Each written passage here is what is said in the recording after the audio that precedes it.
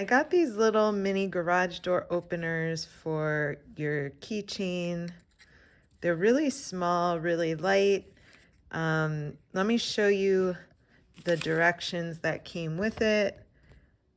Feel free to pause or screenshot the video if you want these directions ahead of time. But that's what they look like. I don't think this will be too hard. I've never done this before, but basically I found the pattern on my garage door opener, and I'm just going to copy that same pattern once I open the back.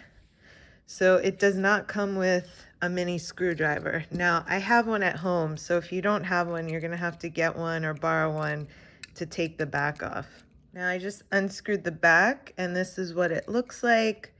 These are the little dip switches right here, and this is what you need to match up with whatever the pattern is on your garage door. So I've already done that part and I found my pattern, so I'm gonna just move these switches now.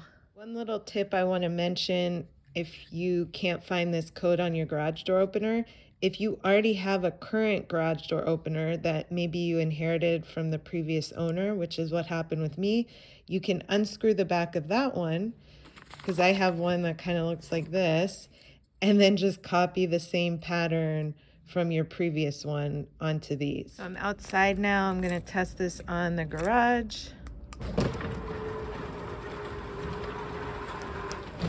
And everything worked.